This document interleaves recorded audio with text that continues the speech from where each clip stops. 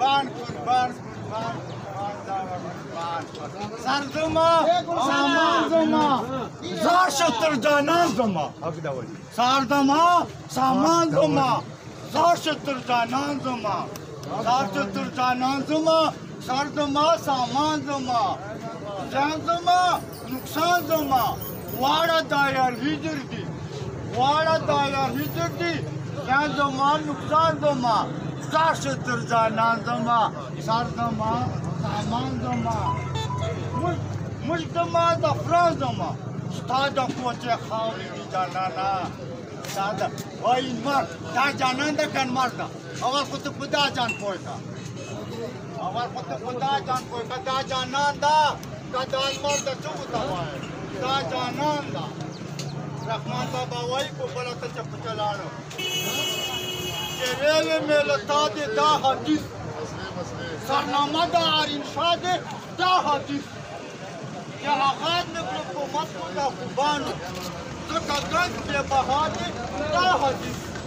په سنا د دل پسند و دلرباو دل پسند و دلربا دی دا حدیث چې اعصاب مې دسو لکه باد چې زبودان په خود سواکه هسې رنګ یې شاه دی دا حدیث چې اعصاب مې دسو سوندو پکې راوړو خوږ تر کندو او تر حلوا دی دا حدیث نه پوهېږم که اوبه دي د حیاتو که نفس د مسیحا دي دا حدیث د غنځبو شاعرانو د خولې نه دی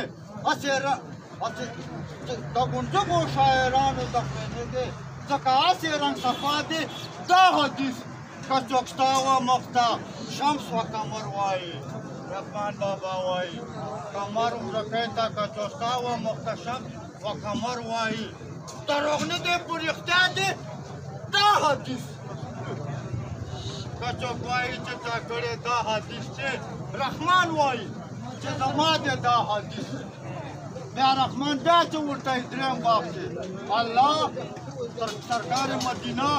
بیا مې کلیات ولیده ما ویله واه پټانه وه کلیات مې چې راواړوله بیا درېیم نمبر څه شی پکې لیکلي دی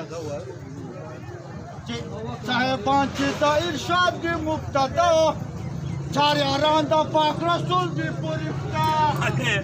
پرښتا له اوله ابوبکر چې صدیق دی بهترین دی له یارانو په هر چا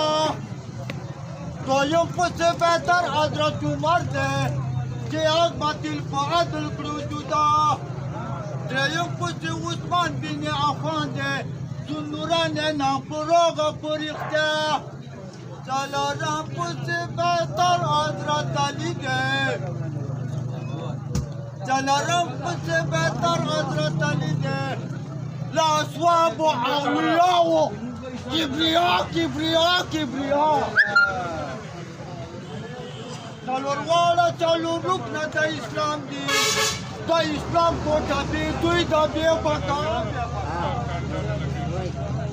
اصحاب د پاک رسول مولا کستوري همواړه د حق لارې رهنما د خلاف د دوی نه کوله له عمل کا د هغوی خلل په دین کې شو پیدا ما رحمان دي څلور واړه قبول کړي ما رحمان دي څلور واړه قبول کړي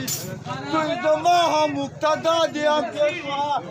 صحیح حکم فرمایي چې تاسو غواړئ ریډي ودرته پکار چې زیارت ته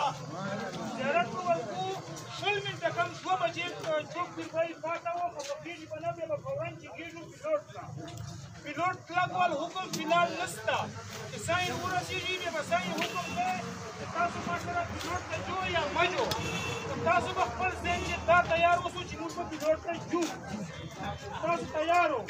ساین 10 سے 15 منټ رسېږي مهرباني وکړو تاسو غوره طریقې ته شو چې فورا زیارت وشي